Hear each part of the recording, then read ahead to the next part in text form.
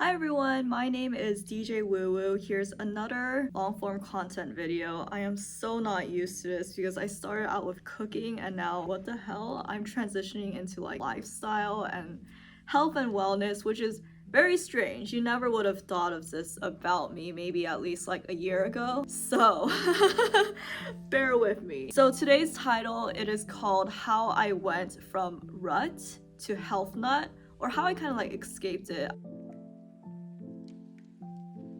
I say that about last year, I was pretty much stuck in a rut for almost a whole year. And what I did often was I did travel around like the United States. I went to like Boston, New York, Dallas, Vegas. And I think traveling was a way to like escape it as well. But I think through more natural means, I have been able to better escape it this time around. And I feel a lot better now. So I just wanted to share some tips on how I escaped that sort of rut for anyone that's going through one. And maybe I will watch this again the next time I'm in a rut. So lols to that. Just stay tuned, listen to these 5 different tips, and maybe you agree with some of them, maybe you find some of them insightful, maybe you want to debate some of this. I'm open to all that because at the end, all of this is for fun and also just for giggles and laughs too. So this is one of the habits that has really stuck with me. What I right now do is I don't sleep with my phone next to me. So before, I used to always sleep with my phone next to me. I worked on this NFT startup and I was working with like Philippines, Romania, and Argentina. So throughout the night, I would actually check my Slack messages, really reply to them because I was really on point with that. And I think coming from like my second job out of college was working as like some IT support where it was actually 24/7 on call. I was really prone to like, okay, I gotta like respond to his text message ASAP because throughout the night, yeah, there's people like texting, whether it's from like social media for work and all that. So back then, I really would like go to sleep next to my phone would be under my pillow. Throughout the night, I might wake up and then I would look at it and respond to it, go back to sleep. Back then, I thought, oh yeah, like that's really hardworking, blah, blah, blah. But no more of that because right now, I went from sleeping with my phone to just putting it in the bathroom, and now I put it in the living room and it's charging overnight. Because when I sleep, I mean, you just gotta sleep. And I realized, yeah, with so many of the podcasts I'm listening to, sleep is so important. So I do try to get my 7 to 8 hours of sleep per day because, yeah, if my phone was really next to me, I really don't have the self-control to just like not take a look at it if I wake up periodically. And sleep is just what I'm really focused on improving now. I use magnesium right before sleep, and I also use a supplement that I heard from Huberman's podcast called Inositol,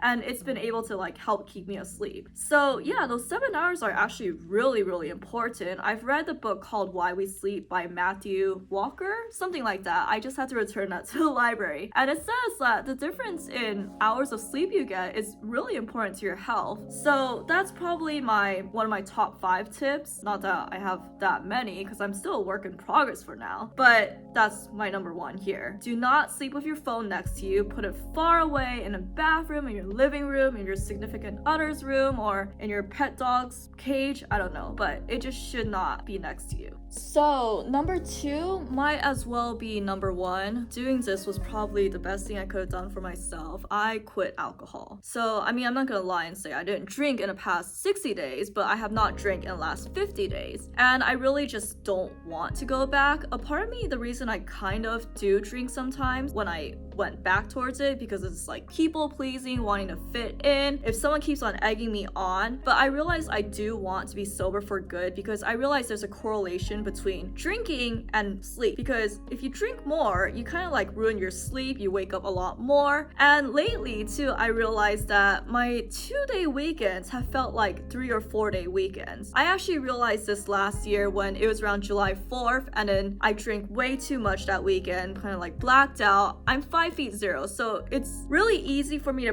be prone to blacking out, but it was the weekend after July 4th and I didn't drink, and it felt like a 4-day weekend, which is amazing. It's like every weekend should be like this. So I haven't drank in 50 days. I use something called Sober Buddy to keep track of how many days I'm not drinking. And I'm also special. I don't understand moderation. I know it's in my genes, it is an addiction problem. Some people moderation can help, but for me, I just know I'm prone to like binge eating, maybe like on sugar or carbs if I go near it, but alcohol even more. Drinking, once I gave up drinking, a lot of good things happened because I stopped like drunk texting, I stopped getting into like arguments where I shouldn't be getting into. I stopped hanging out at the wrong places really. So I have a pretty healthy lifestyle right now of just like sleeping at 10 p.m, waking around like 8 or 9 a.m. No, sorry. I wake up around like 7 a.m. on weekends. So I'm pretty consistent with my sleep schedule. And you might be wondering, how is it possible that a DJ sleeps so early? The truth is, I haven't been having like that many gigs. I would hope that it does pick up during the summertime. But if I lean towards like corporate gigs and private parties, they honestly end around like 9 or 10 p.m. I last did a gig at a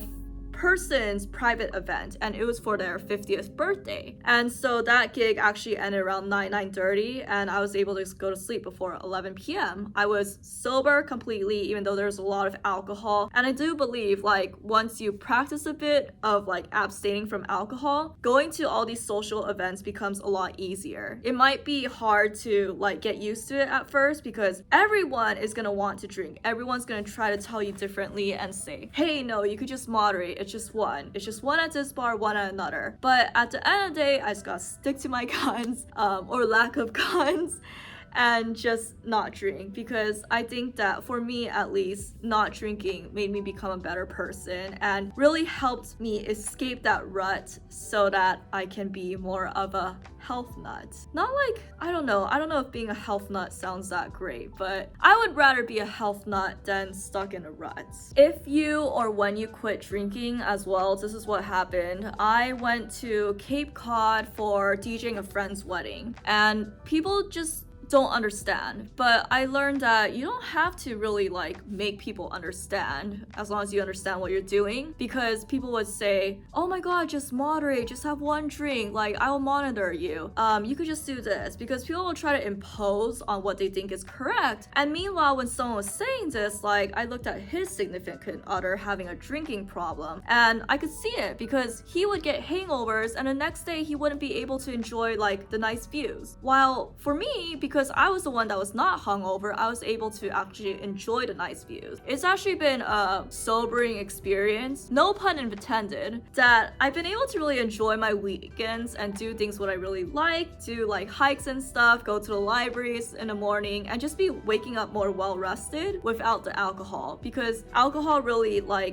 exaggerated my anxiety, made it worse, made me overthink like, oh, what did I do last night? Oh my god, did I type something wrong in this like weird Slack message or Slack channel? What did I do? What songs did I forget to play? I mean, ooh, I left my phone in the Uber. That did actually happen, and those are just not fun times. So yeah, if that's any motivation to quit drinking, I should have learned this at least like 4 or 5 years ago, but it took me like last year and still this year to learn, and it's still a work in progress because I just can't moderate. So there's that. Probably post another video of why I stopped drinking, because there's been many scenarios and I don't know if that would help other people stop drinking or consider it. But what I did was I read a book called Quit Like a Woman, and that's written by Holly Whittaker, and it was actually really great. I would totally recommend it. There's also Annie Grace's Something About Quit Drinking, but I had read a lot of quit literature and they're really so heartwarming, so happy for me to read. Like there are a lot of like self-help books and I like enjoy doing that, but I know a lot of it is also implementation, ownership, and also just like taking notes as well, because it's like if I'm just reading and absorbing this, I better be like implementing it as well too. For about a month-ish, or more like 2 weeks, I kind of experimented with fasting, like 72-hour fasting. So that's like 3 days. And then on the days that I would like refeed, I unintentionally intentionally ate like a lot of like sugar and just a lot of like bad stuff. And whenever I did that, I realized, oh my god, I would just go into a coma the first like hour or 2 hours of eating that. And I would go into like a food coma for literally like 10 to 12 hours. So I was thinking thinking today, like, if sugar and all this processed food is making me like go into like a deep coma, like I can't imagine like how terrible like 3 or 4 drinks, which is what I was having when I was drinking, would do to me. And yeah, what it did to me was made me black out, made me like fall, get a bunch of like bruises. So it was like I was like a horrible liability. But it's like alcohol doesn't even have carbs. So if carbs can do like that much to me where I'm just like knocked out, or it's more like carbs and processed sugar and processed food, I can't imagine how bad alcohol must be for you. So there's that. So the third thing that I would say helped me get out and escape that rut would be just doing something I love. So that's why I'm wearing this like WeWork shirt. So it's like I got this at a free WeWork event at Minneapolis where they kind of like flew me out for like a tech week. And you know, WeWork, I don't know if they're so great with the no alcohol stuff, and I'm not even sure if they're that great with like being mindful of like how much healthy sleep you're getting, because WeWork was trying to party at one point, I know. And I think I read in like an Apple, like I didn't read this, I watched a documentary that was kind of the downfall of it because like so many of their parties. However, I'm totally okay with the slogan, like do what you love. So to get out of rut, what I had to do was first I traveled, and at first that was kind of okay, but it was kind of like I was like escaping from it. But there's other things that I also enjoy. So I also enjoy dancing. I like going to cardio pop dance classes. I was on Instagram and I saw that there's actually something local, or sort of, it's like about a 26-mile drive from me. It's in Pasadena. So it was Formosan Pop Dance Crew. It's a Taiwanese dance pop group. Taiwanese pop dance crew. And I really got into it, really enjoyed it. I really like dancing to like Jolin's High or Jay Chow, and just dancing just makes me happy. So I even took like dance courses online, which I found this like mastermind group for it, which I found through TikTok. So I would truly highly emphasize that if you just find something that you like doing, that you love doing, this would help you get out of a rut and just lead you to more of a healthier lifestyle. I can't say that initially when I got into DJing, I wouldn't say it was the most healthiest, but I learned how to marry the two where it's just a lot more healthy for me now. So I say this before because when I started DJing, I think mixed with all the alcohol and stuff and all the late nights, that was not really great for me. But what I do now is, as I said in a previous YouTube, I don't drink when I stream. I only will drink tea or coffee or something called Four Sigmatic. I do want to figure out how they could sponsor me, to be honest. They're kind of like an adaptogen, feel-good kind of drink. And streaming was pretty much what kind of like got me out of bed at times. And also I was streaming like really stupid things too. I was like cleaning and I streamed it because there felt like there was like a community or like people you could interact with. And I think I was like streaming cooking as well as like assembling my shoe rack. So that's how I pretty much got back into streaming. I'm on TikTok Live a lot now, and on TikTok Live I will also try to like cross-reference my YouTube, just the FYI. So that's how some people here have found me, I guess. But just doing what I like, it just helps get you out of a rut, because what else can you do? Just counteract the negative with the positive. It really got to that level where streaming was what got me up in the morning. So that was during like my Twitch times, and that was the first thing I'd had to doing. That was when I was a rut, when I was kind of like out of a job maybe like 2 years ago, and I had this like coffee with Woo thing. And it seems like every time I'm sort of in a rut, all I have to do is just start doing things that I like, which involves like waking up, streaming, and then eventually it becomes I'm actually waking other people up, because some people might be watching my stream and they're like, thanks for helping me wake up. Because, well, what they're not doing is they're not doing what I said in number 1, which is to not sleep with your phone, or to not sleep with your phone next to you, because that's what's gonna happen if you like just sleep with your phone. You're gonna look at it, wake up in the morning, and then start looking, and then you might just see DJ Woo streaming on TikTok. Fourth is being mindful about inputs, and that just doesn't include like all the books that you're putting in, or like all the Netflix that you're consuming, people, or anything like that. That also includes music. So for me, I used to only like sad girl music, like stuff about just like not getting over someone or trying to get over someone. And you realize when you keep on listening to that, it's really just like affects your mood and makes you feel all depressed and sad. So for what I do when I'm trying to get pumped up to clean, do something fun, meet people, I try to listen to this like empowering music. So that's probably what I mean by when I say, okay, the inputs that you input in really matter, because yeah, the inputs will lead to what outputs that you have. So you gotta like try to input as much like positivity as well. And also remember to also output positivity, because that counts as an input to someone else's life potentially. Does anyone else notice that whenever they go through like this cleaning session of like cleaning your apartment and stuff, pretty much like less is more, because half the time when I'm cleaning, I'm like throwing things away. So that's when I realized, how is it that possible? I mean, I used to hate cleaning. I kind of like don't like it now either. But it's like less is more. And so similarly, what I'm trying to say is that what I had to do was I had to be careful of anything, but be careful of my input, because it's simple math, like 2 + 2 is 4. Basically whatever you put in, it also comes out as well. So just being mindful of like what I was doing to myself, whether it was eating bad foods, eating sugar. I kind of like stopped eating sugar for like 5 days, and then now I lost some of my pimples, which I'm really happy about, because I was like freaking out. And so I'm actually noticing differences if I just eliminate sugar, eliminate processed foods, then yeah, the output is better. So that also includes like Netflix. And at nighttime for a while, I was watching some really scary thrillers on Netflix where there was like so much blood, so much tension. Like, you know that show called You, where there's just, I mean, the last season was really fascinating because it would feature a lot of like British people. They talk about this like influencer, such a pretty girl, Phoebe.